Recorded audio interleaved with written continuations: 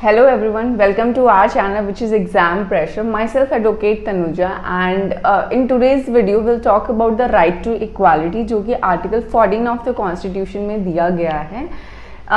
मेरा इसको चूज़ करने का था मेन मोटिव था I have you must have been through एक प्रियंका चोपड़ा का वीडियो था जिसमें she has tried to clear the concept of equality because बहुत बार हम सुनते हैं कि लड़के और लड़कियां बराबर है तो उन्हें मतलब बोलेंगे कि 50 किलो आप क्यों नहीं उठा सकते। So let's understand it in a better way कि what exactly article 14 of the constitution says about it.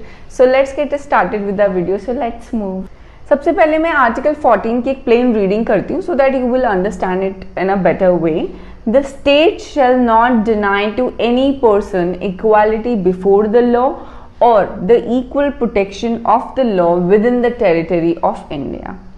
So इसमें सबसे पहली जो चीज़ आती है जो समझने की है वो है to any person. To any person it means it includes the citizens and non-citizens as well. इसके बाद इसमें समझने वाली बात है equality before the law. ये कॉन्सेप्ट के according this is a negative concept basically and इसके अकॉर्डिंग स्टेट किसी भी व्यक्ति के साथ भेदभाव नहीं कर सकता। It means state should treat everyone equal. For example the prime minister is also treated equally as a labour, like दोनों लॉ की नज़रों में बराबर हैं। And this has been taken from the British concept rule of law से लिया गया है। रूल ऑफ लॉ बेसिकली तीन चीज़ों की बात करता है। पहला है supremacy of law. Supremacy of law like इसका मतलब एक जो लॉ है वो सबसे ऊपर है। Law like public, for example public है, प्राइम मिनिस्टर या उससे नीचे जो भी आते हैं, बट उन सबसे ऊपर लॉ को रखा जाएगा। That what is supremacy of law. Second is everyone is equal in the eyes of the law. जो फॉर एग्जाम्पल अगर किसी ने मर्डर किया है तो जो सज़ा प्राइम मिनिस्टर की होगी वही सज़ा किसी एक लेबर की होगी या किसी भी व्यक्ति की होगी। तीसरा pre dominance of a legal spirit, सबसे ऊपर लीगल स्पिरिट को रखा जाएगा। That what the rule of law says.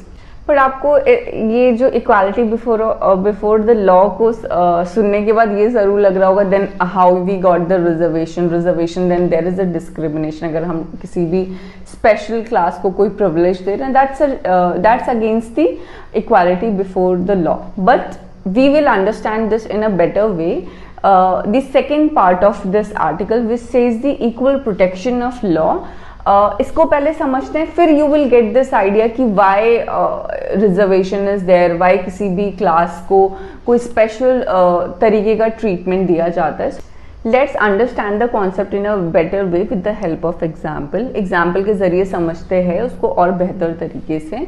तो इसमें आता है फॉर एग्जाम्पल अगर दो रेसलर्स है और उनकी वेट कैटेगरी एक की 100 है और दूसरे की 50 किलो है, आपस में आप उनको रेसलिंग करवाते हैं तो it is totally discriminatory because it is totally unfair to the person who is 50 kilos of weight because उसके स्ट्रेंथ में जो 100 किलो का व्यक्ति होगा उसमें बहुत ज़्यादा डिफरेंस होगा एंड वो ऑटोमेटिकली हार जाएगा। So to make it fair and just, you need to put him with the weight category of another person who is 50 kilos. तब आप उसको डालेंगे then it will be a fair match होगा।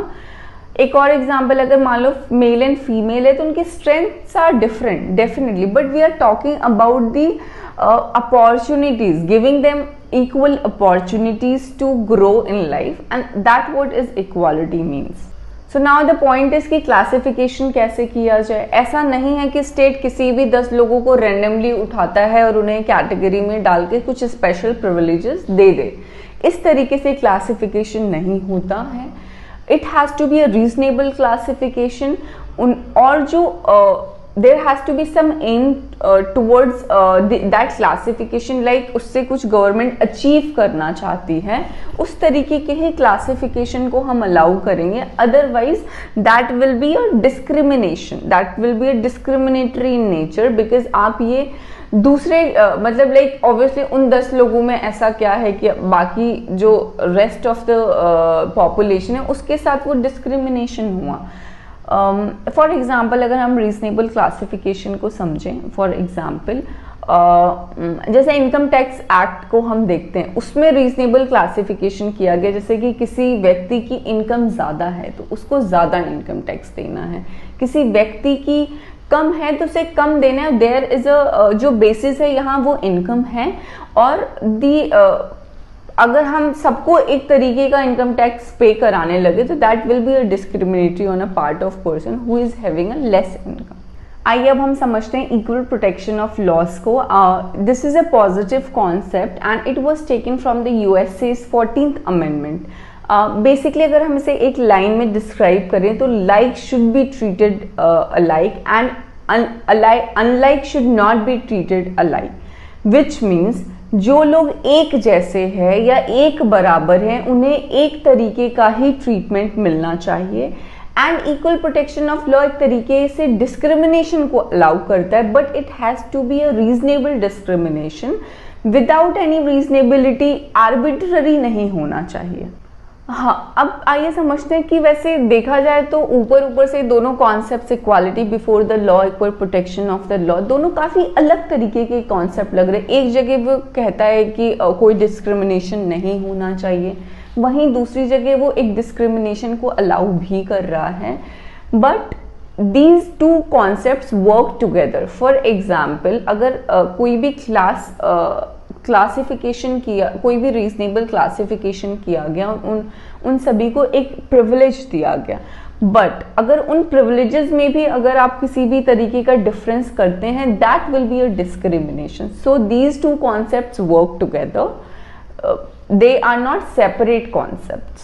That's it for today's video and I hope आपको right to equality का concept अच्छे से समझ में आया होगा। And if you are liking my video, do like, share, comment on our channel and do hit the bell icon so that whenever we are posting the videos, you'll get the notification. And yeah, that's it. Thank you so much for watching my content. Thank you.